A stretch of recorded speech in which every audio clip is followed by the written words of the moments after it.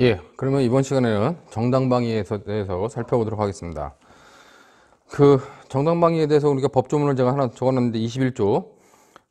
21조에 나와 있는 정당방위의 법조문은 작년에 2020년 12월 7일 날, 8일 날인가 개정돼 가지고 한글화 작업을 한다, 읽기 편하게 한다 그래가지고 이제 내용이 변경된 건 아니지만은 자구가 좀 바뀐 내용을 갖다가 바로 이제 여기다 적어 놓은 겁니다. 왜냐면 올해 2021년 12월부터 시행되기 때문에 과거 조문보다는 새로운 조문에 의해서 하는 것이 타당하다 해가지고 적어놨는데, 거기 읽어보면 21조 정당방위 그래가지고 1항 보면 현재의 부당한 침해로부터 자기 또는 타인의 법익을 방위하기 위한 행위는 방위하기 위한 한 행위는 상당한 이유가 있는 경우에는 벌하지 아니한다 그랬습니다. 그다음에 이제 2항에 그 방위 행위가 그 정도를 초과한 경우에는 정황에 따라 형을 감경하거나 면제할 수 있다.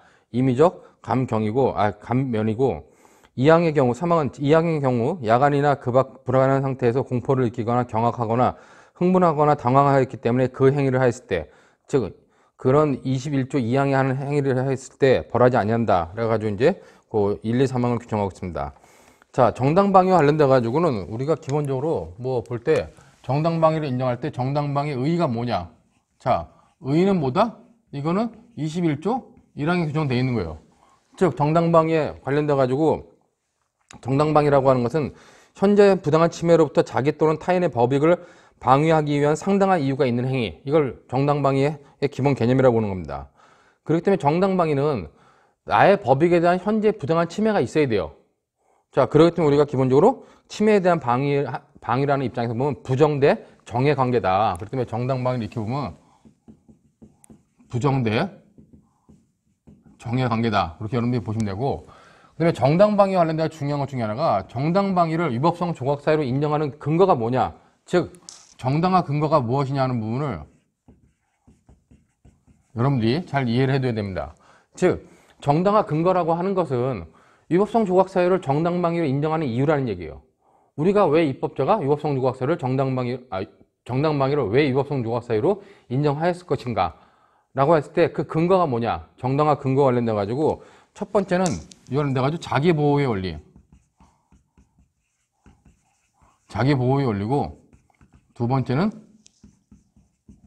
법 확정의 원리다. 자기보호의 원칙, 자기보호의 원리라고 보고, 두 번째는 법 확정의 원리다. 이렇게 보시면 될 것 같아요. 이건 뭐냐면은 누구든지 인간이라면 자기를 공격하는 사람이 있으면 방어를 하는 게 인간의 본성이라는 거예요. 자, 그렇기 때문에 그런 자기보호의 원칙상 정당방위를 위법성 조각 사유로 인정하고 있다는 겁니다. 자, 이때 이 자기보호의 원칙이라고 하는 것은, 자, 이건 개인적 측면이에요. 개인적 측면에서는 이렇게 자기보호의 원리에 의해서 정당방위를 위법성 조각 사유로 인정하는 거고, 자, 법 확정의 원리라고 하는 건 뭐냐, 이거는 기본적으로 사회적으로 불법을 하는 사람이 있다, 부정을 하는 사람이 있으면 정의 무엇인지, 법이 무엇인지 확인시켜줘야 된다. 그렇기 때문에 우리가 법 확정의 원리라는 건 법을 확인시켜서 증명시켜주는 것을 일반인들도 해야 된다. 그렇기 때문에 우리가 이거는 사회적 측면에, 개인적 측면이 아니라 사회적 측면에서 바로 정당방위를 위법성 조각 사유로 인정하는 근거가 된다. 그렇기 때문에 위법성 조각 사유의 근거는 첫 번째는 자기보호의 원리와 두 번째는 법 확정의 원리다. 자기보호의 원리는 개인적 측면에서, 근데 법 확정의 원리는 사회적 측면에서 인정되는 정당한 근거다. 그렇게 여러분들이 이해하시면 될 것 같아요. 근데 이거를 정당방위를 위법성 조각 사유로 인정하는 근거로서 요 두 개가 있다는 것만 알면 되는 게 아니라 이 두 가지가 나중에 정당방위의 어떤 요건들을 제한하는 원리로 작용되고 있다는 걸 여러분들이 잘 알아야 된다는 겁니다. 거기 보면 자기보호의 원리는 사회국가적 법익에 대한 정당방위는 원칙적으로 불가하다는 것이 도출되고, 그 다음에 이제 법 확정의 원리 같은 경우는 정당방위의 제한 이론이 도출된다. 사회윤리적 제한이 바로 여기서 도출된다. 그런 의미를 보시면 될 것 같은데, 그거는 이제 요건들을 설명하면서 보도록 하겠습니다. 자, 우리가 정당방위 이제 요건을 보면 정당방위의 요건이라고 하는 거는, 자, 우리가 아까 모든 위법성 조각 사유는 뭐라 그랬어요? 객관적 정당한 요소가 있어야 되고, 두 번째 주관적 정당한 요소가 있어야 된다 그랬습니다. 즉 여기에 객관적 정당화 요소라고 하는 것이 있어야 되고, 두 번째로 주관적 정당화 요소라는 게 있어야 된다. 자, 그러면은 객관식 정당방위에 관련돼 가지고 이런 객관적 정당화 요소와 주관적 정당화 요소가 두 개가 다 갖춰져야 돼요. 근데 주관적 정당화 요소는 우리가 모든 위법성 조각서에 다 인정되는 겁니다. 그렇기 때문에 우리가 앞에 뽑아가지고 앞 시간에 설명을 했던 거예요. 주관적 정당화 요소라고 하는 건 우리 법조문상에 보면 법조문에는 뭐뭐 하기 위한이라고 나오는데, 방위하기 위한, 그 다음에 피하기 위한, 그 다음에 뭐 여러 가지 뭐 하기 위한이라고 나오는데, 그런 위한이라고 하는 부분이 바로 주관적 정당화 요소를 법조문에서 인정하고 있는 거다. 아주 주관적 정당화 요소는 당연히 필요하다 보면 돼요. 그럼 이 객관적 정당화 요소는 뭐냐? 객관적 정당화 요소는 법조문에 다 나와 있어요. 21조는 정당방위를, 그 다음에 22조는 긴급피난을, 23조는 자구행위를, 24조는 피해자 승낙에 관련된 이런 객관적 정당화 요소가 무엇인지를 법조문에서 설명하고 있다는 겁니다. 그 부분을 여러분들이 분석해가지고 개별적인 그 법조문에 논점되는 부분들만 여러분들이 잘 파악하면 돼요. 자, 그렇다면 객관적 정당화 요소와 관련돼가지고 첫 번째, 어떤 상황에서 어떤 행위를 해야 돼. 그리고 그런 행위가 뭐다? 그런 행위가 바로 상당성이라고 하는 요건을 갖춰야 됩니다. 이게 정당방위의 기본적인 객관적 정당화 요소예요. 긴급피난도 똑같아요. 긴급피난도 객관적 요소로서 어떤 상황, 어떤 행위, 상당성이라고 하는 걸 갖춰야 된다. 자구행위도 똑같습니다. 무슨 상황, 무슨 행위, 상당성을 갖춰야 돼요. 자, 근데 21조, 22조, 23조는 이 상당성이라는 게 법조문에 들어와 있어. 근데 24조 피해자 승낙은 상당성이라는 게 여기 안 들어와 있습니다. 그럼 24조의 피해자 승낙은 상당성이 필요 없느냐? 아니죠. 아까 우리가 모든 위법성 조각서에는 기본적으로 뭐라 그랬어요? 기본적으로 사회상규에 반하지 않는 행위라고 하는 큰 틀 안에 들어와 있어야 된다고 했습니다. 그렇기 때문에 긴급피난에서도 상당성이 요구된다고 하는 것이 통설적 입장이다. 그렇게 여러분들이 보시면 될 것 같고, 그럼 우리가 여기서 이제 이 상황은 어떤 상황이냐? 상황은 법조문에 있는 상황을 그대로 보면 돼요. 자, 현재의 부당한 침해가 있는 상황, 침해에 대하여 뭐 바뀐 법조문에 따라 그대로 설명하면 아주 익숙한데, 원래 자기 또는 타인의 법익에 대한 현재 부당한 침해가 있는 상황이라는 게 바뀌기 전 법조문에 의한 해설이었는데, 바뀐 법조문대로 해설하면 현재 부당한 침해에 대한 자기 또는 타인의 법익을 방해하는 상황이죠. 자, 방해하는 상황에서 어떤 행위가 해야 돼요? 어떤 행위? 방위 행위를 해야 돼요. 그리고 그 행위가 바로 상당성이라고 하는 필요성과 요구성이라고 하는 두 가지 요건을 갖춰야 된다. 이게 기본적으로 정당방위와 관련된 요건들이다. 그렇기 때문에 여러분들 보면 이런 상황, 이런 행위, 이런 상당성을 갖췄을 때 정당방위가 인정되는 거고, 주관적 정당화 요소인 뭐뭐 하기 위한, 방위하기 위한이라 했던 주관적 정당화 요소가 필요하다고 보는 겁니다. 이런 식으로 여러분들이 개별적 위법성 조각사회들을 다 체크해두면 된다는 거예요. 자, 그럼 여기서 이제 개별적 논점들을 하나 찾아야 되는데, 우리 여러분들 교환 보시면은, 교환을 보면은 여기 보면 정당방위 상황을 해가지고 침해의 현재성이라 가지고 이 현재성에 관련된 현재의 침해만 보면은 우리가 이 현재와 관련된 현재성에 관련된 논의들이 나와요. 침해가 있어야 되는데 그 침해는 현재 부당한 침해가 되는 거야. 현재성은 뭐다? 현재성은 기본적으로, 자, 침해가 현재 이루어지고 있는 경우, 침해가 현재 이루어지고 있어요. 자, 이건 당연히 현재성이 인정돼. 그리고 침해가 이루어져서 계속되고 있어. 이것도 당연히 현재성이 인정돼요. 자, 근데 침해가 이 눈앞에 바로 와 있어.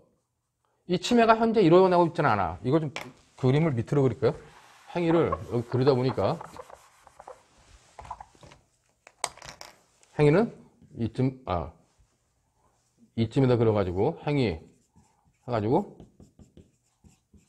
방위행위다. 이렇게 보면 될 것 같고, 자, 이 그림이 좀 작아서 여러분들이 보일지 모르겠는데 이걸 다시 크게 그리면은 현재성이라고 하는 것은, 자, 현재 시점이 있을 때 현재 침해가 되고 있는 상황, 이건 현재성이 인정되는 거예요. 그 다음에 침해가 이루어져가지고 계속 이루어지고 있어. 이것도 인정된다는 겁니다. 자, 근데 침해가 이렇게 현재 일어나질 않는데 바로 눈앞에 와 있어. 우리가 이거를 목전, 눈앞에 목전에 임박한 상황이다. 눈앞에 바로 와 있는 상황이다. 이렇게 얘기하죠. 자, 우리가 보면 거기처럼 치매의 현재성 관련돼 가지고 치매라고 하는 것은 현실로 존재하거나 치매 행위가 긴박한 상황에 있는 것을 말한다.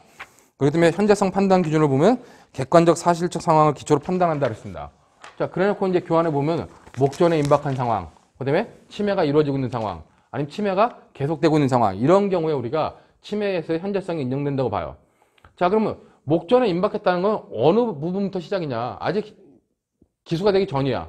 그럼 어느 시작부터, 어느 시점부터 우리가 시작을 봐야 될 거냐? 그래서 이 부분에 관련돼 가지고 뭐 실행에 착수한 이유다, 아니면 예비 업무 단계다, 아니면 실행에 착수 이전 단계지만 모든 예비 업무가 아니라 실행에 착수하기 바로 직전에 예비 업무부터 판단한다 라고 하는 견해가 있는데, 실제로 보면 요 선은 실행에 착수에 인접한 예비 업무가 시작됐을 때, 모든 예비 업무가 아니라 실행에 착수에 인접한 예비 업무가 시작됐을 때부터 현재성이 인정되고 그때부터 정당방위가 가능한 시점이 된다. 그렇게 판단하는 것이 다수결적 입장이다. 그렇게 여러분들이 봐두시면 될 것 같습니다.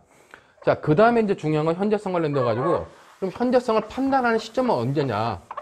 치매가 현재 있었는지 없었는지를 판단하는 시점은 지금 판단하는 것이냐, 아니면 치매 시에 판단하는 것이냐 관련돼 가지고, 현재성 판단 시기를 보면 현재성을 판단하는 시점은 방위행위 시, 내가 어떤 방위행위를, 지금 어떤 방위행위를 하는 것이 아니라 치매가 일어났을 때를 중심으로 판단할 수밖에 없다는 겁니다. 예를 들어 가지고 내가 도둑놈이 들어올 걸 예상해 가지고 집 담장에다가 전기 볼트를 설치하나요? 고전압이 진행하는 전기선을 설치해놨습니다. 자, 내가 방해하는 행위를 한 시점은 뭐야? 지금 전기선을 설치한 시점이야. 그러나 실제로 뭐야? 도둑놈이 들어오다 걸리면 그때 걸리는 거지. 침해할 때 걸리는 거잖아요. 그러면 그 현재성을 판단하는 시점을 내가 지금 전기선을 설치했을 때를 기준으로 판단할 것이냐, 아니면 도둑놈이 넘어 들어왔을 때를 판단할 것이냐 했을 때는 도둑놈이 넘어 들어올 때, 그때를 침해의 현재성이 있느냐 없느냐로 판단한다고 없는 것이 타당하다는 겁니다. 왜냐면 지금 보면 어떻게 해요? 지금 판단하면은 지금은 치매가 없어. 그러면 정당방위 상황이 안 된다는 거예요. 그렇기 때문에 이 현재성을 판단하는 거는 방위행위 시가 아니라 치매행위 시에 판단한다. 그렇게 여러분들이 이해하시면 되고, 그 다음에 이제 중요한 게 치매의 현재성 관련돼 가지고 이 현재성을 판단하는데 우리가 여러분들이 구별해야 될 게, 자, 예방적 정당방위와 그 다음에 계속적 치매에 의한 정당방위 문제를 나눠야 된다는 겁니다. 자, 이게 뭐냐? 일부 교재를 보면은 뭐 계속적 치매에 대한 정당방위와 예방적 정당방위를 이른바 예방적 정당방위를 구분하지 않고 논의하기로 해요. 근데 그거는 약간 다르다는 겁니다. 즉, 여러분들 교환해 보는 것처럼 예방적 정당방위라고 하는 거는 장차 예견되는 치매에 대해서는 그 치매가 아직 없음에도 불구하고 방위행위를 하는 이른바 예방적 정당방위는 정당방위로 인정될 수 없다 그랬어요. 이게 예를 드는 것처럼, 자, 외딴 술집에서 내가 술집을 운영하고 있어. 근데 마지막까지 남은 손님들이 있는데 저 손님들의 얘기를 가만히 들어보니까 우리 집에서 뭐 절도라든지 나를 뭐 때리든지 강도하려고 그래. 자, 그러면 현재 그 사람들의 치매 행위가 있어요, 없어요? 치매 행위는 없다는 거 아직은. 근데 내가 나를 방어하기 위해서 그 사람들한테 먼저 수면제를 먹여서 재운다 했을 때 그것이 정당방위의 현재성이 인정되겠냐? 그렇게 미리 치매가 일어날 걸 예상해가지고 미리 정당방위를 한다 했을 때 그걸 예방적 정당방위라는데, 예방적 정당방위는 인정된다? 인정되지 않는다? 인정되지 않는다는 겁니다. 이건 당연히. 왜냐면 치매 현재성이 있지 않다는 거예요. 자, 근데 이 예방적 정당방위와 비슷한 거로 계속적 치매에 의한 정당방위가 가능하냐 문제가 발생해. 이거는 뭐냐? 예방적 정당방위는 치매가 현재 한 번 있을 것으로 예상되는 거예요. 과거에 있지는 않았어. 과거에 있지는 않았고 현재 갑자기 치매가 예상돼.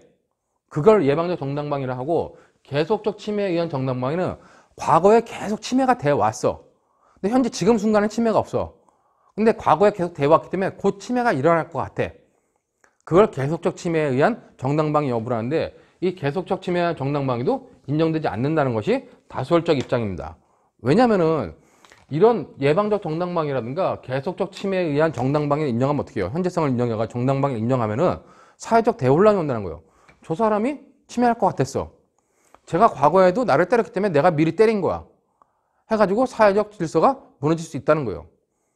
그리고 정당방위라고 하는 것은 기본적으로 어떤 법익 침해가 있는 행위에 대해서 우리가 예외적으로 위법성을 조각시키는 사유이기 때문에 굉장히 엄격하게 해석해야 된다는 겁니다. 그렇기 때문에 이런 부분, 예방적 정당방위라든가 계속적 침해에 의한 정당방위를 인정할 수 없다는 거예요. 이게 기본적으로 우리가 학자들의 입장인데, 판례와 관련돼 가지고는 판례는 예방적 정당방위를 인정한 게 아니라 계속적 침해에 대한 정당방위를 인정한 판례가 과거에 하나 있었습니다. 정확히 인정했다고 보기에는 애매하지만 일단 인정했다고 일반적으로 인정을 해요. 그렇기 때문에 거기 보는 것처럼 지속적 위험, 계속적 위험에 대한 정당방위가 인정되면서 인정될 수 없다 그러는데, 판례는 현재성과 방위 의사는 인정하였지만 상당성이 결여되어 정당방위가 될 수 없다고 한 판례가 밑에 나옵니다. 표준 판례 나오는데, 이건 뭐냐면은 뭐 어떤 여자애가 의붓아버지랑 같이 살았는데 의붓아버지가 계속 어떤 술만 먹고 들으면 그 딸을 갖다가 성폭행을 한 거예요. 그러니까 이 여자애가 대학 들어가서 자기 남자친구를 사귀는데 남자친구한테 그런 사실을 얘기했어요. 그러니까 남자친구가 그러면 우리가 니네 아버지가 술 먹고 들어왔을 때 나한테 전화를 하면 내가 가서 죽여버리겠다. 가지고 실제로 가서 그 아버지를 죽인 겁니다. 자, 그랬을 때 판례가 뭐라 그러냐. 판례는 이런 상황을 다 인정했어요. 다 인정된다 해놓고, 다만 상당성, 어떤 성적 자기결정권의 자유를 보호하고자 타인의 생명을 뺏는 그런 침해하는 그런 행위는 이 상당성을 통과하지 못한다 해가지고 여기와 여기는 다 통과된다고 본 겁니다. 판례가. 그러다 보니까 판례가 이 계속적 침해에 대해서는 정당방위를 인정했구나 라고 해석할 수밖에 없다는 거예요. 근데 이 판례는 잘못된 거죠.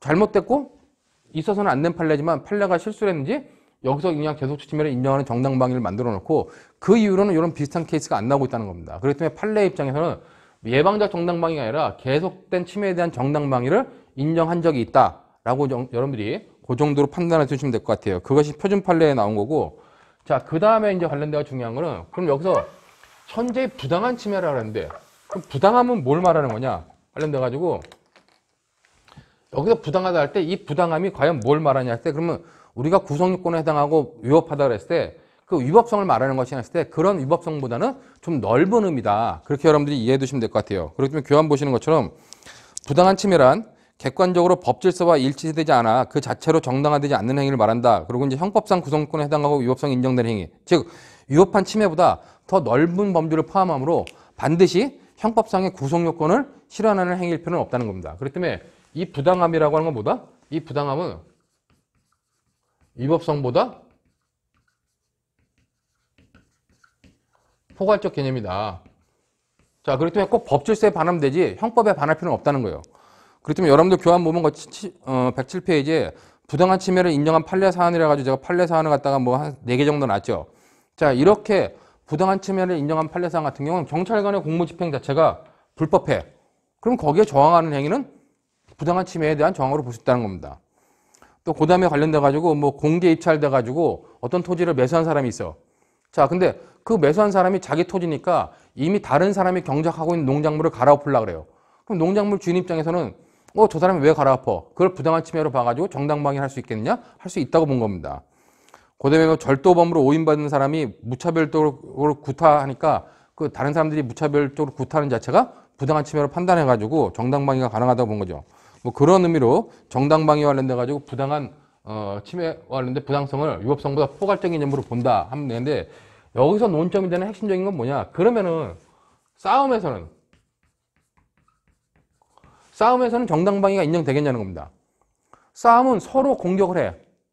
그러면 저 사람의 공격은 부당하고 내 공격은 부당하지 않다. 아니면 반대로 내 공격은 부당하고 저 사람의 공격은 부당하지 않다. 이걸 판단할 수 있겠냐는 겁니다. 그렇기 때문에 싸움에서는 기본적으로 우리가 원칙적으로 정당방위를 인정할 수 없다는 거예요. 원칙이. 왜? 서로 부당한 침해거나 서로 방어 의사에 의한 것이 아니라 공격 의사에 의한 것이기 때문에 부당성을 판단할 수 없다는 것이 원칙적 입장입니다.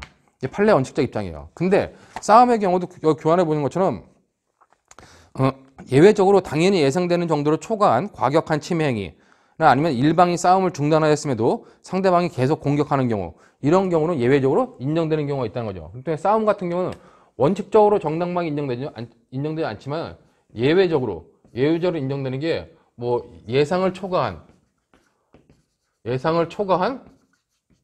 공격이 있는 경우, 아니면 중단 후에 다시 공격하는 경우, 이런 경우는 우리가 예외적으로 싸움이라 할지라도 정당방위를 인정하고 있다. 그렇게 여러분들이 봐주시면 될 것 같습니다.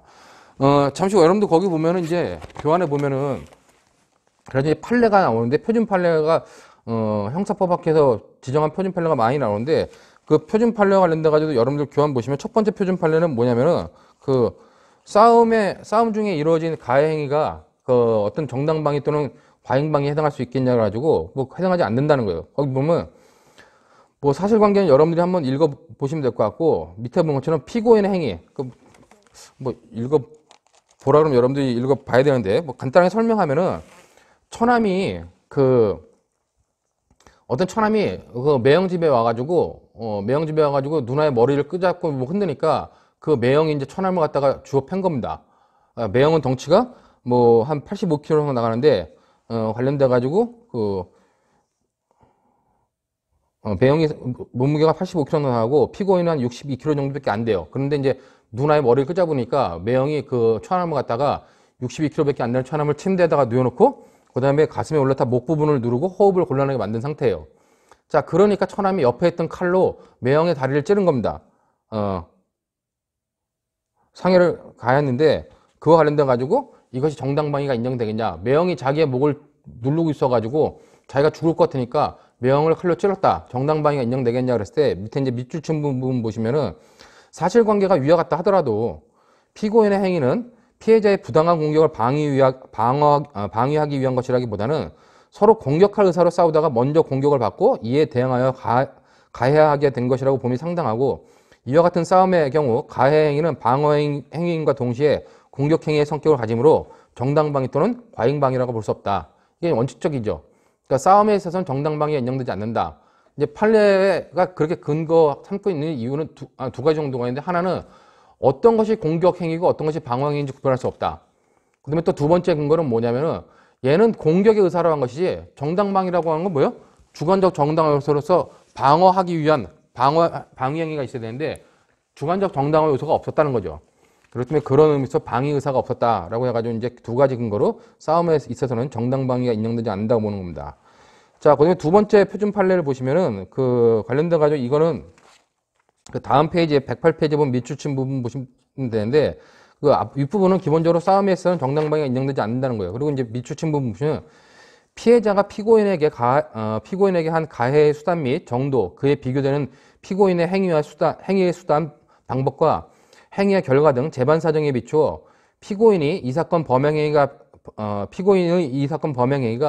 피해자의 피고인에 대한 현재의 부당한 침해를 방위하거나 그러한 침해를 예방하기 위한 행위로 상당한 이유가 있는 경우에 해당한다고 볼 수 없고, 또 피고인이 이 사건 범행 행위는 방위 행위가 그 정도로 초과한 때 해당하거나 정도로 초과한 방위 행위가 야간 기타 불안스러운 상태에서 이루어진 경우에도 해당한다고 볼 수 없다. 그렇기 때문에 정당방위가 인정되지 않는다라고 본 겁니다. 관련돼 가지고 이건 앞에 사례를 안 보니까 그런데 이건 기본적으로 뭐냐면은 피고인이 피해자 말다툼하다가 그 건초 더미에는 낫을 들고 반응하는 피해자로부터 낫을 뺏었어요. 그러니까 피고인이 어떤 피해자하고 말다툼하는데 피해자가 밀리니까 낫을 들고 덤빈 거예요. 그러니까 피고인이 그 낫을 뺏어가지고 그 피해자를 갖다가 낫으로 찔러가지고 여러 번 쳐가지고 이제 죽게 만든 겁니다. 그랬을 때 정당방위가 인정되겠냐 했을 때 기본적으로 정당방위가 인정되지 않는다. 싸움 경우에는 그렇게 여러분들이 보시면 될 것 같고, 그다음에 이제 세 번째 표준 판례를 보면 싸움에 있어서 격투자의 행위는 서로 상대방에 대하여 공격을 함과 동시에 방위하는 것이므로 그중 일방 당사자의 행위만을 부당한 침해를 하고 다른 당사자의 행위만을 정당방위에 해당하는 행위라고 할 수 없다. 그렇기 때문에 격투를 하는 자 중에 한 사람의 공격이 그 격투에서 당연히 예상할 수 있는 경도를 초과하여 살인의 흉기 등을 사용하여 온 경우에는 이 역시 부당한 침해라고 아니할 수 없으므로 이에 대해서는 정당방위를 허용해야 된다라고 이제 판단하는 겁니다. 관련돼 가지고 이제 요 판례는 조금 이제 뭐 다른 의미가 있는 판례인데 이거는 뭐냐면은 보초를 쓰는 경비병이 뭐 상병인 경비병이 다른 보초를 군대에서 이제 경계 쓸 때 경계를 쓰면은 자기 시간이 다 되면 다른 경계병에서 교대를 해줘야 되는데 교대하러 늦게 왔어요. 늦게 오니까 이제 뭐 늦게 왔다고 뭐라 그랬죠. 뭐라 그러고 돌아서는데 그 늦게 온 경비병이 기본적으로 뭐 관련돼 가지고 총을 겨누는 행위를 한 거예요. 찰칵 소리를 내면서 총을 겨누니까 관련돼 가지고 그 이쪽에서 볼 때는 우리가 말싸움하고 있는데 갑자기 총으로 겨누니까 나도 어쩔 수 없다고 총으로 쏴주겠다는 겁니다. 물론 이거는 이제 기본적으로 그 나중에 오상방위, 위법성 조각 사유의 전제 사실이라는 척도 논의되는 부분인데 기본적으로 예상할 수 없는 침해에 대해서는 정당방위가 가능하다 하는 의미로 여러분들이 보시면 될 것 같고 그 밑에 이제 네 번째 판례는 뭐 표준 판례는 아닌데 중요한 판례를 하나 본 겁니다. 거기 보는 것처럼 기본적으로 맞붙어 싸움하는 사람 사이에는 공격행위와 방어행위가 연달아 행해지고 방어행위가 동시에 공격행위인 양면적 성격을 띠어 어느 한쪽 당사자의 행위만을 가려내어 방어를 위한 정당행위라거나 정당방위에 해당한다고 보기 어려울 뿐이다.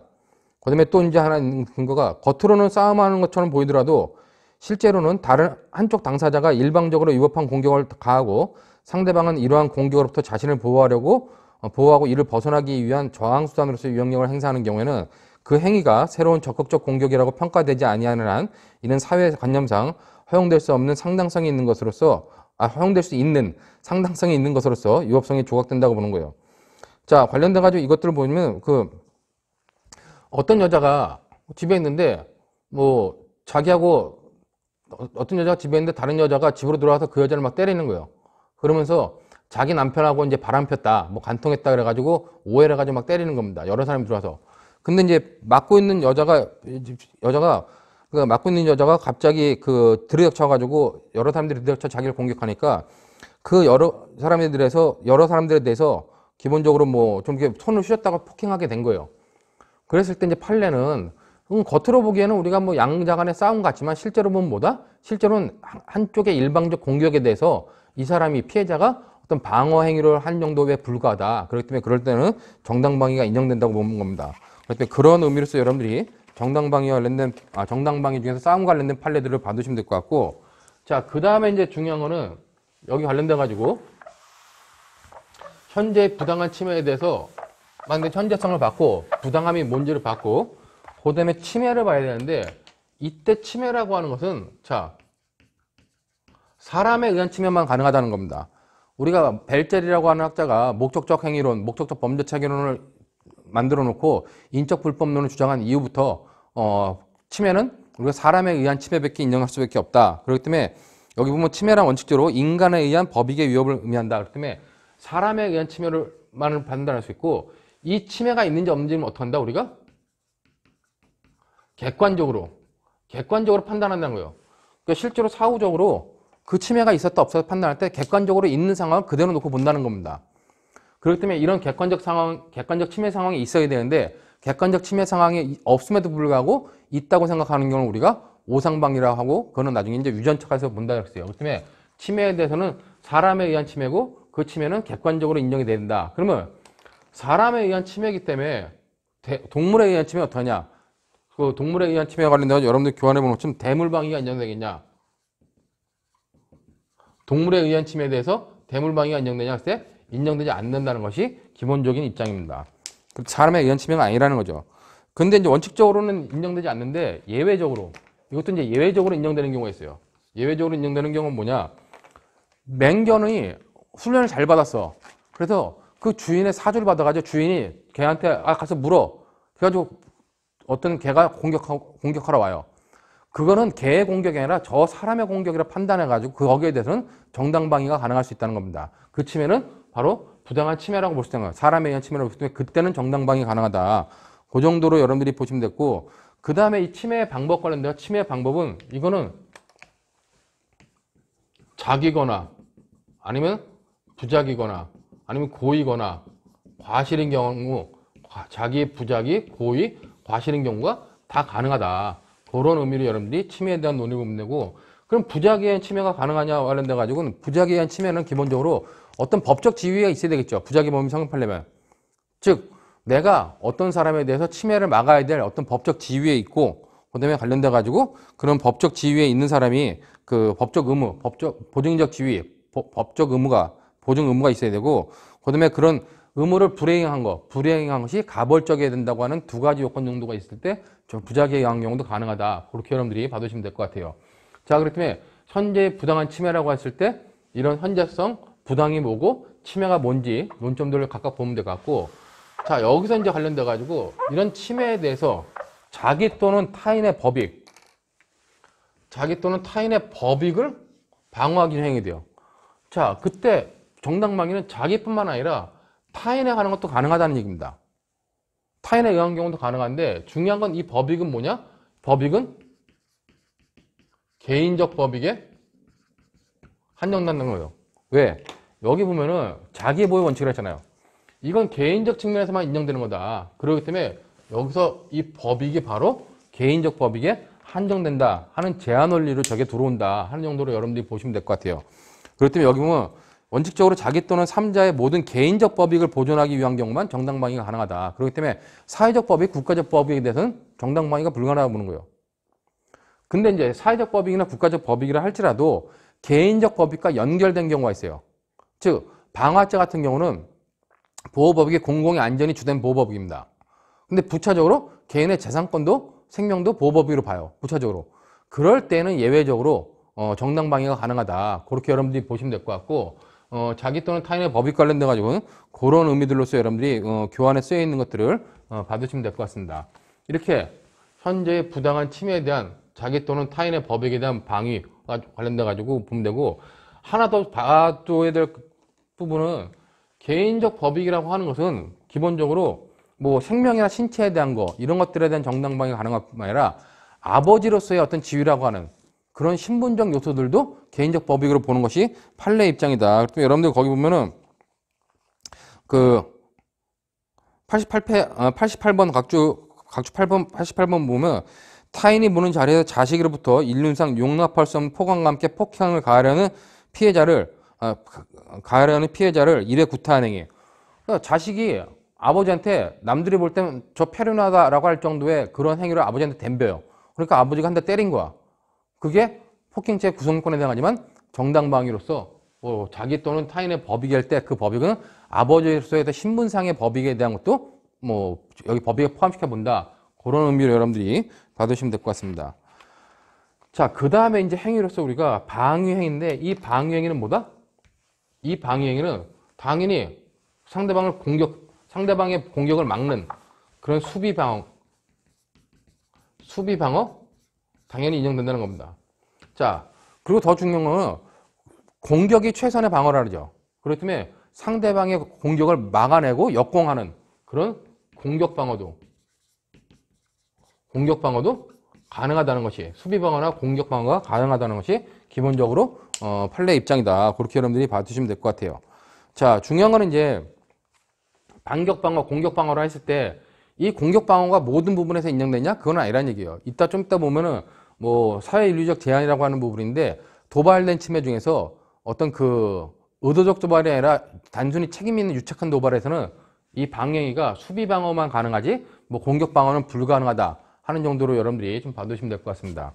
자, 이 정도로 해가지고 정당방위에서 객관적인 상황과 행위적 요소들을 봤고 제가 좀 설명하다 깜빡했는데 이쪽 부분에 보면은 우리가 긴급피난 보면 긴급피난도 그래요. 현재의 위난에 대한 자기 또는 타인의 법익을 보호하기 위한 무슨 피난행위다 이렇게 나오는데 중요한 건 자기 또는 타인의 법이라는 게 긴급피난에도 똑같이 나옵니다. 근데 그때 긴급피난에서는 이 법익이 개인적 법익, 사회적 법익, 국가적 법익 다 가능해요.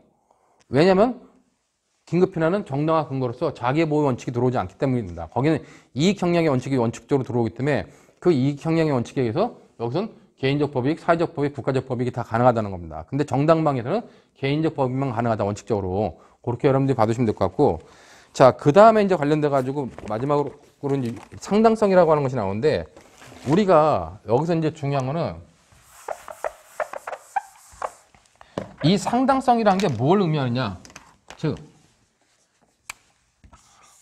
우리 법조문에는 21조 1항에 이런 행위, 현재 부당한 침해에 대한 자기 또는 타인의 법익을 방위하기 위한 행위로서 상당한 이유가 있는 경우에는 벌하지 않는다 그랬어요. 그러면 이 상당성이 무엇을 말하는지와 관련돼 가지고 많은 논의들이 있습니다.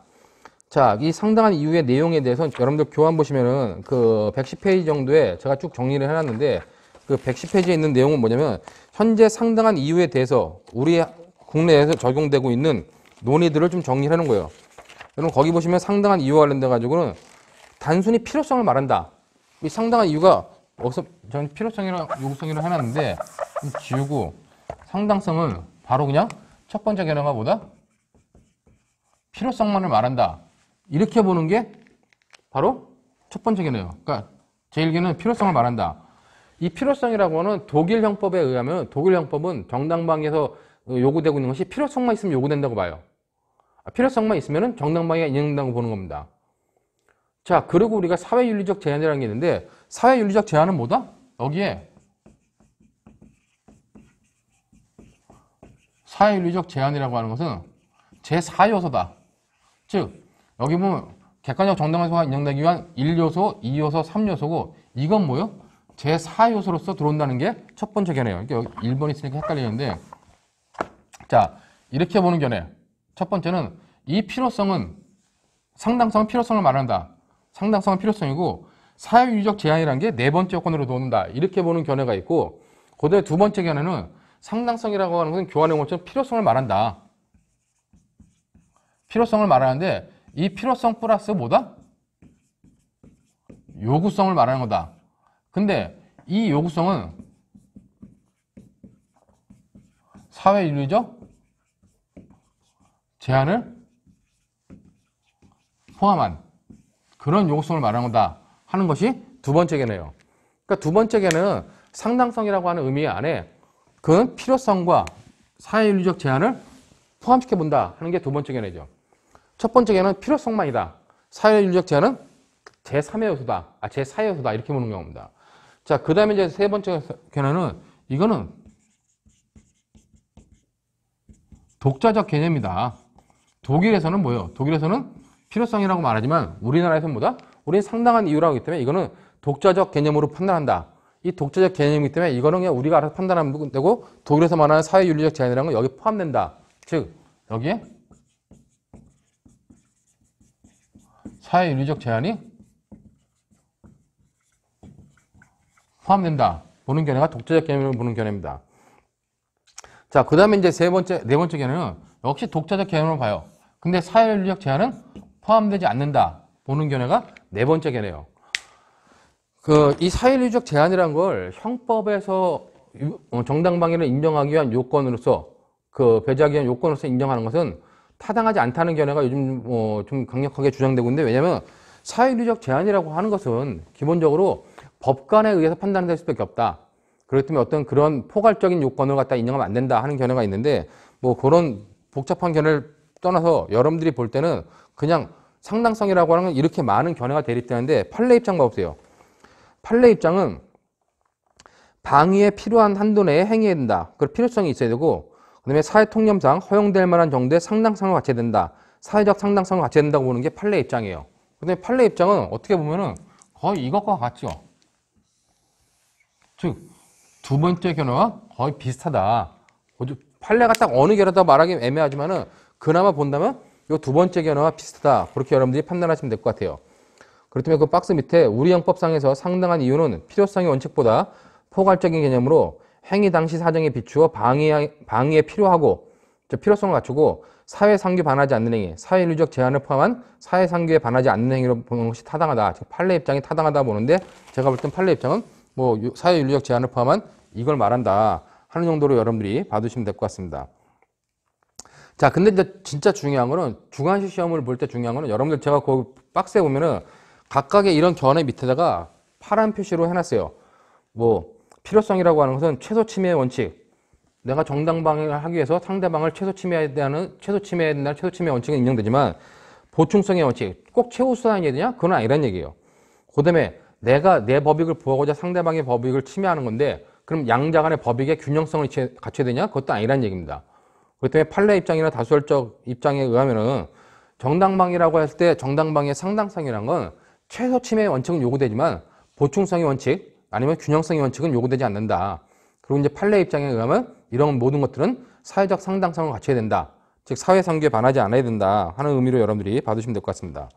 자, 그 다음에 이제 관련된 그럼 여기 자꾸 나오는 사회윤리적 제한이 뭐냐 했을 때 이 사회윤리적 제한이라고 하는 거는 자, 이것들 빼고 결국 그러면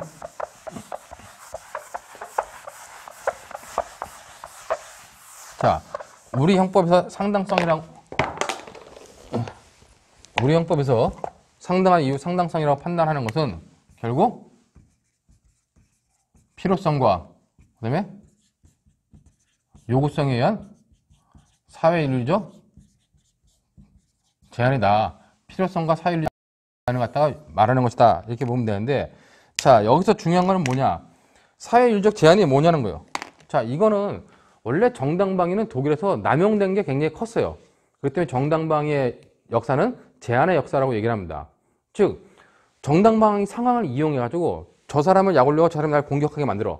그리고 내가 정당방위의 필요성만 있으면 되니까 정당방위의 필요성이 있다고 그래가지고 상대방을 죽여버리는 그런 정당방위 남용의 역사가 컸습니다. 그렇기 때문에 정당방위를 좀 제한하자, 사회윤리적으로 제한하자는 논의들이 나왔는데 그게 바로 사회윤리적 제한이라는 거예요. 즉 정당방위가 제한되는 사회윤리적 제한과 관련된 첫 번째가 뭐냐? 자, 교환에 나오는 것처럼 그냥 책임 무능력자, 책임 감소된 자의 침해라는데 그 책임이 감소된 자의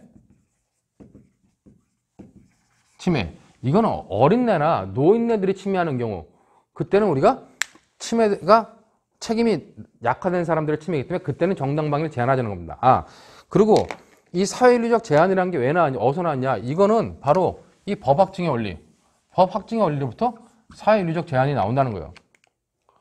이런 사람들, 책임이 없는 거나 낮은 사람들, 어린애라든가 노인네한테는 뭐예요? 노인들이나 어린애한테는 법이 무엇인지 보여줄 저는 법확증의 원리가 제한된다는 겁니다. 그렇기 때문에 정당방위가 제한된다는 거예요. 자, 근데 두 번째는 긴밀한 인척관계에 있는 경우. 자, 긴밀한 관계에 있는 경우. 책임이 약화된 자의 침해, 뭐 연소자에 대한 침해라고 볼 수 있고, 긴밀한 관계에 있을 때는 뭐다?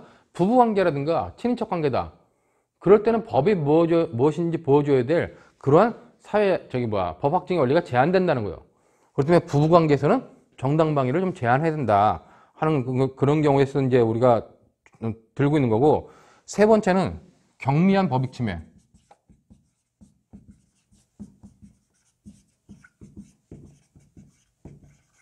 즉 상대방이 나의 법익을 침해했는데 내가 2만 평짜리 과수원을 가지고 있어요.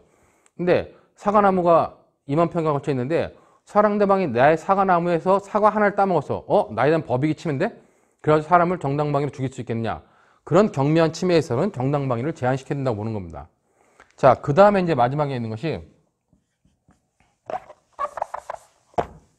내가 정당방위 상황을 이용하려고 도발된 침해를 갖다가 만들어냈어요. 즉 상대방이 나를 침해하도록 도발을 해놓고 그 도발된 상황을 이용해서 정당방위를 했을 때 그때도 정당방위가 제한된다고 보는 겁니다. 자, 그렇기 때문에 이때는 뭔다? 기본적으로 얘는 이런 자의 침해에서는 정당방위 인정 안 돼. 이것도 인정 안 돼. 이것도 인정 안 돼요. 근데 도발된 침해는 좀 나눠보자는 거죠. 도발된 침해는 다시 나눠가지고 내가 완전히 그런 상황을 이용하려고 의도적으로 상대방의 도발을 유도했어요.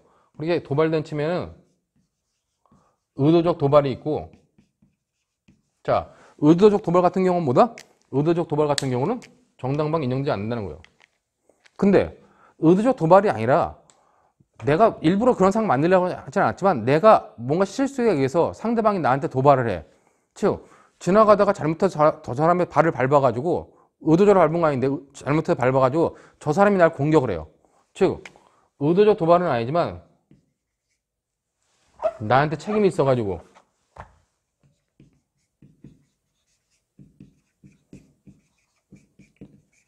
유책한 도발인 경우 어떠냐?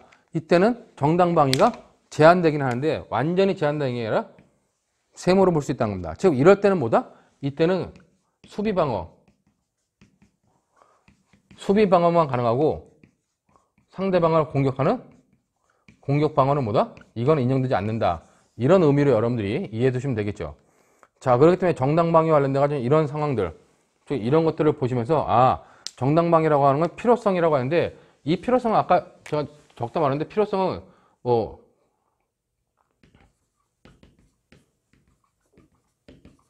최소 침해성은 인정되지만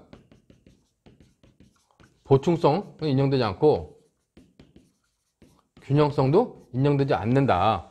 그렇기 때문에 상대방의 공격에 대해서 방어하기 위해서 상대방을 침해할 때 최소한 침해되고, 그러나 최우선으로 할 필요는 없고 상대방이 침해되는 법익과 내 침해되는 법익을 비교해야 될 법익을 비교해서 할 필요도 없다는 겁니다.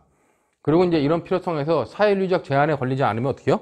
그때는 정당방위의 상당성이 인정된다고 보는 거예요. 이것이 정당방위에 있어서 기본적으로 이제 상당성이 관련된 요건이다.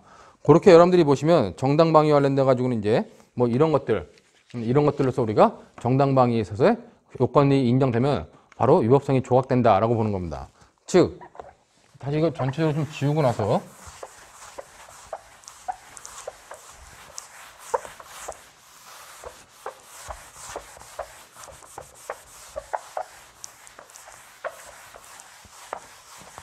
자, 그렇기 때문에 정당방위에서 이렇게 이런 요건들, 객관적 정당화 요소가 다 갖춰지고 주관적 정당화 요소가 다 갖췄다? 그러면 위법성이 조각된다고 보는 거예요. 자, 우리가 법조문에는 자, 효과가 어떻게 되냐? 효과를 보면은 21조 1항에 뭐라 그랬어요? 이런 상황이 있으면 벌하지 않는다 그랬어요. 22항에서 벌하지 않는 이유가 뭐냐? 그거는 구성요건에 해당하지만 위법성이 조각되기 때문에 벌하지 않는다라고 판단하는 것이 뭐 다 통설의 입장이다. 그렇기 때문에 정당방위 효과는 위법성이 조각돼서 벌하지 않는다라는 의미로 여러분들이 이해하시면 될 것 같아요. 자, 그럼 여기서 이제 논의된 것 중에 하나가 과잉방위라는 게 있어요. 자, 우리가 21조 2항은 과잉방위라고 그래요. 자, 근데 과잉방위 관련된 어떡하냐? 임의적 감경 또는 면제를 해요. 자, 임의적 감경 면제를 하는 이유가 뭐냐? 관련돼가지고 논의돼도 되겠지만, 그럼 먼저 과잉방위의 개념을 먼저 이해해야 될 거 아니에요. 기본적으로 과잉방위라고 하는 것은 여기서 지웠는데 객관적 정당화에서 상당성을 초과한 경우. 그러니까 과잉방위 원칙적으로 상당성을 초과한 경우. 이걸 우리가 과잉방위라고 보는 겁니다. 그렇기 때문에 여러분 과잉방위 보면 21조 2항에는 뭐 방해행위가 그 정도로 초과한 경우에는 정황에 따라 그 형을 감경하거나 면제할 수 있다. 임의적 감면으로 두고 있는데 이렇게 규정하고 있는데 이렇게 과잉방위는 개념이 뭐다? 상당성을 초과한 거다. 아까 우리가 어떤 상황에서 어떤 행위라고 상당한 이유가 있어야 되는데 위에 행위적 요건, 어떤 상황적 요건과 행위적 요건은 다 인정이 돼요. 근데 단지 상당성을 초과한 경우로 우리가 과잉방위라고 본다는 겁니다. 자, 근데 이 과잉방위에는 우리가 기본적으로 약간 두 가지로 나눠봐요. 이 과잉방위는 다시 질적 과잉방위하고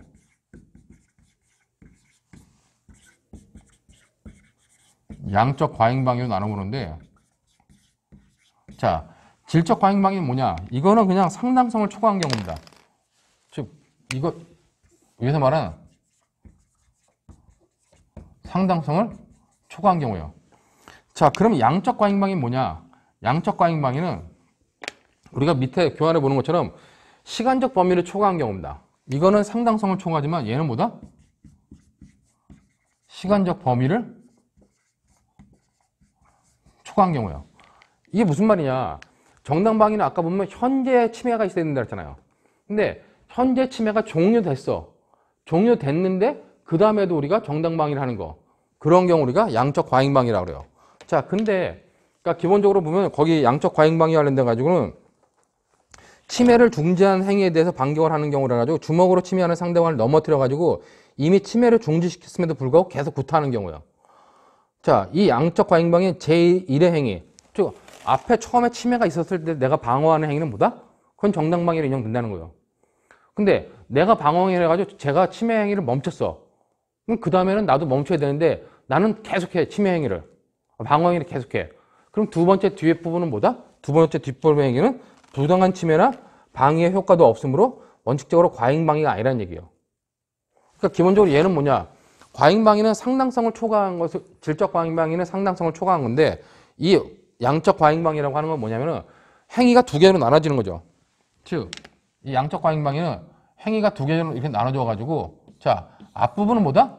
앞부분은 현재성이 인정돼요. 뒷부분은 인정되지 않는 거야. 근데 얘가 뭐야? 얘가 방어 행위를 여기서부터 여기까지 쭉 방어 행위라는 겁니다. 상대방의 행위는 두 개로 나눌 수 있는데 그랬을 때 이 부분은 정당방위라는 얘기야. 근데 이 부분은 정당방위가 아니라는 얘기죠. 이거는 오상방위에 해당할 뿐이다 하는 것이 양적 과잉방위라는 겁니다. 근데 이제 그 판례는 이것 관련된 특이한 뭐 입장을 나타내는 것이 있는데, 여러분들 거기 보면 판례는 제2의 폭행이 공포, 흥분 등의 심리적 긴장 상태에서 제1의 폭행의 연속된 일련의 행위라고 할 수 있을 때는 전체적으로 과잉방위로 판단한다 그랬는데, 이건 뭐냐면은 밑에 판례 86년도 판례 보시면 피고인이 순간적으로 공소의 일을 구타하기 위하여 피해자에게 달려들어 그 목을 조르면서 뒤로 넘어뜨리는 행위는 공소의 1과 2의 생명 신체에 대한 현재의 부당한 침해를 방해하기 위한 상당한 행위라 할 것이다 그랬습니다. 이건 뭐냐면 오빠라는 애가 약간 좀 불행한 것 같아. 그래가지고 맨날 술 먹고 행패나 부르는데 엄마하고 살고 있는 집에 찾아와가지고 오빠라는 애가 엄마랑 뭐 자기 동생들을 다 죽여버리겠다 그러는 겁니다.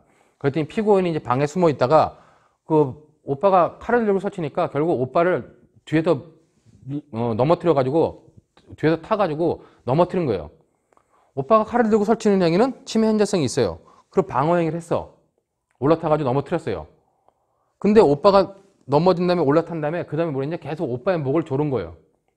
오빠의 목을 조른 두 번째 행위는 뭐다? 침해가 현재성이, 상대방의 공격에 큰 현재성이 없기 때문에 이거는 오상방위로 봐야 된다는 겁니다. 즉 정당방위가 아니라는 거예요, 원칙적으로. 근데 판례는 뭐냐? 판례는 그랬을 경우에 그 다음 페이지 보시는 것처럼 피고인이 피해자의 몸 위에 그 여동생이 오빠의 몸 위에 타고 앉아 그의 목을 계속하여 졸라 누름으로써 결국 피해자로 하여금, 즉 오빠로 하여금 질식하여 사망에 이르게 한 행위는 정당방위 요건이 상당성을 결여한 행위라고 보아야 할 것이나, 극히 짧은 시간 내에 계속하여 행하여진 피고인의 위와 같은 일련의 행위는 이를 전체로서 하나의 행위로 보아야 할 것이고, 방위 의사에서 비롯된 피고인의 위와 같이 연속된 행위는 연속된 전후 행위는 하나로서 형법 21조 2항 소정의 과잉방위에 해당한다고 할 것이고, 다시 이제 당시 야간에 흉폭한 성격의 술까지 취한 피해자가 식칼을 들고 피고인을 포함한 가족들의 생명 신체를 위협하는 불의의 행패와 폭행을 가해온 불안스러운 상태에서 공포, 경악, 흥분 또는 당황 등으로 말미암아 저지른 것으로 보아야 된다고 보는 겁니다. 즉 판례는 뭐냐? 이 첫 번째 행위와 두 번째 행위가 연속됐다, 밀접하게 붙어 있다면 이 두 번째 행위는 뭐야? 두 번째 행위는 첫 번째 행위의 연속으로 보고 이 침해 현재성도 여기까지 연결되는 것으로 봐야 된다라고 본 것이 판례 입장이라는 겁니다. 그렇기 때문에 그 판례 입장을 이론적으로 볼 땐 두 개가 나눠지지만 판례는 연속된 행위였다면 어떻게 한다? 그리고 불안한 상태에 했다면 그냥 첫 번째 행위의 현재성을 두 번째까지 연결시킬 수 있다. 그런 의미로 여러분들이 받으시면 될 것 같아요. 자, 이제 중요한 거는, 자, 이런 과잉방위가 있을 때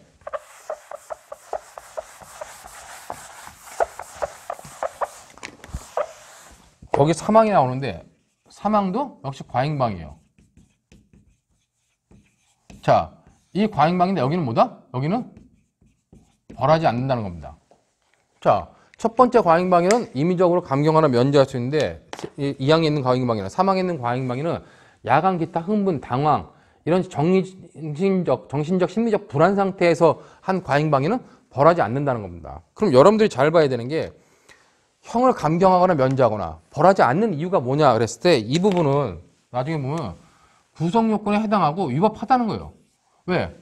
정당방위일 때만 위법성이 조각되는 거고, 정당방위가 인정되지 않은 과잉방위는 위법성이 인정된다는 겁니다. 자, 근데 뭐다? 책임과 관련돼 가지고 책임이 감경되거나 면제될 수 있다. 이게 바로 21조 2항의 내용이라는 겁니다. 여러분이 잘 알아야 되는 게, 과잉방위는 구성권에 해당하고 위법성이 인정된다는 거예요. 여기에 벌하지 않는다는 의미는 뭐겠어요? 이거는 구성요건에 해당하고 위법하지만 이 책임이 소멸돼 가지고 위법성이 조각된다, 이렇게 봐야 된다는 겁니다. 그렇기 때문에 여러분들 거기 보면은 뭐 과잉방위 효과 그래 가지고 임의적 감면 또는 불가벌로 처벌하는 근거에 대해서 여러 가지 학설이 대립하는데, 기본적으로 뭐다? 기본적으로 책임 감소, 소멸설. 여기서 책임이 감소하고 소멸하는 이유는 뭐냐? 기대 가능성이 없기 때문이다 하는 의미로 여러분들이 보는 것이 타당하다는 겁니다. 그리고 나중에 이제 여러분들 시험 문제 같은 경우 대비하면은, 자, 이런 행위, 피고인의 행위는 구성권에 해당하고 위법하지만 책임이 감경되거나 면제되고, 위법하고 구성요건에 해당하지만 책임이 면제되는 거예요. 자, 이 행위는 뭐예요? 이런 행위에 대해서는 바로 공범 성립이 가능합니다. 나중에 여러분이 아직 공범과 정범과 공범 그런 건 안 배웠는데, 이럴 때 원래 정범 행위가 구성요건에 해당하고 위법하지만 책임이 없더라도 여기에 가담하는 공범 성립은 가능하다. 그렇기 때문에 요 내용을 여러분들이 잘 이해해야 된다는 겁니다. 자, 이렇게 해가지고 이제 기본적으로 효과로서 왜 벌하지 않는다는 게 어떤 의미고 과잉방위와 관련된 내용까지 봤습니다. 자, 그 다음에 이제 교환에 나오는 오상방위와 관련된 부분들은 오상방위라고 하는 것은 이제 아까 봤지만은 객관적 상황이 없음에도 있다고 잘못 판단하는 경우인데 이거는 위법성 조각 사유에 전제 사실이라는 착오이기 때문에 위법성 조각 사유에 전제 사실이라는 착오를 할 때 보도록 하겠습니다. 자, 오상과잉방위도 역시 오상방위와 과잉방위가 합쳐진 거라 가지고 그런 정도로 여러분들이 이해하시면 될 것 같아요. 자, 이렇게 해서 우리가 정당방위와 관련된 사항을 다 마치고 오늘은 시간이 다 됐기 때문에 여기서 수업을 마치도록 하겠습니다. 예, 수고하셨습니다.